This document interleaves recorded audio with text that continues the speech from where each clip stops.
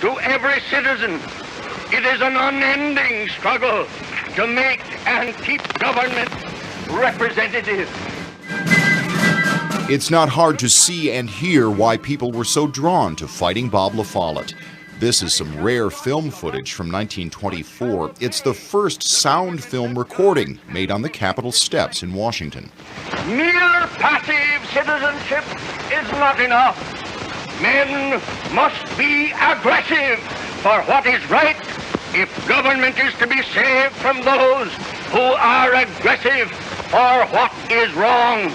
My grandfather was one of the greatest orators in the political history of this country, and he would make a speech in the town square with thousands of people. He'd talk for 2 or 3 hours at a time. During his election campaigns, Bob LaFollette would give speeches 15 hours a day, every day, for 2 months straight.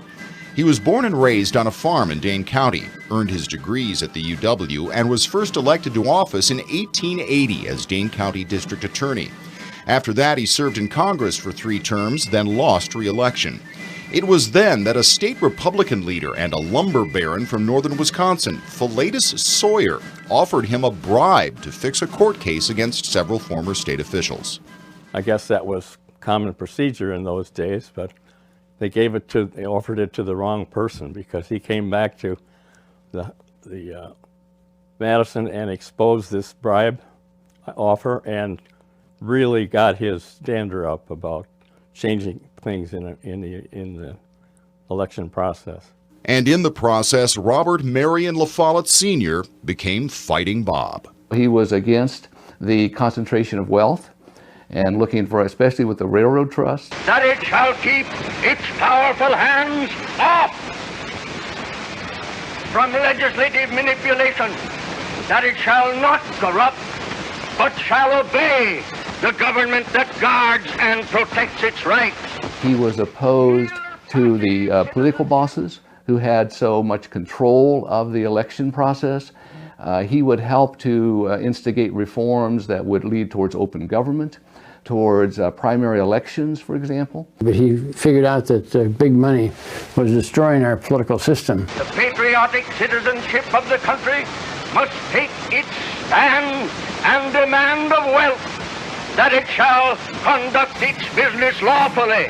Fighting Bob really made his mark as governor. He was elected in 1900, and during his 6 years in office, he put in a series of reforms that came to be known as the Wisconsin Idea. It created the first open primaries, protected workers' rights, and regulated businesses.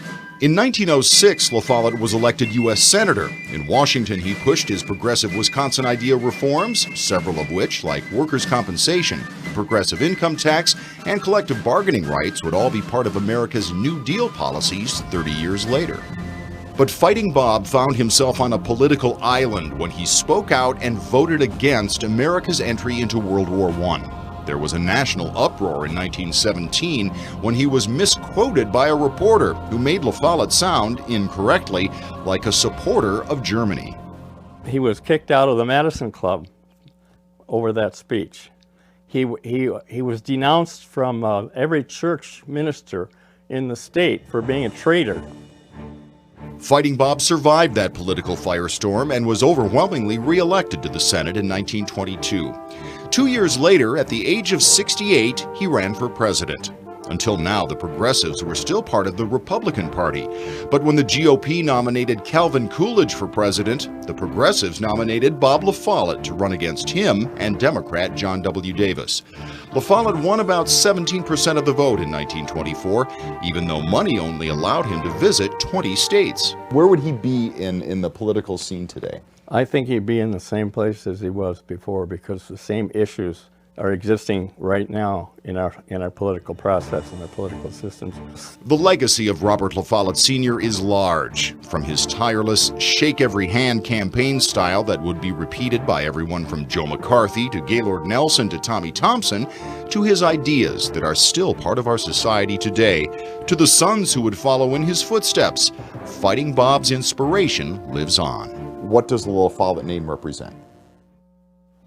It represents a period of time in our history which the people had a voice and the politicians heard it and acted on that voice. Each one should count it a patriotic duty to build at least a part of his life into the life of his country, to do his share in the making of America according to the plan of the fathers.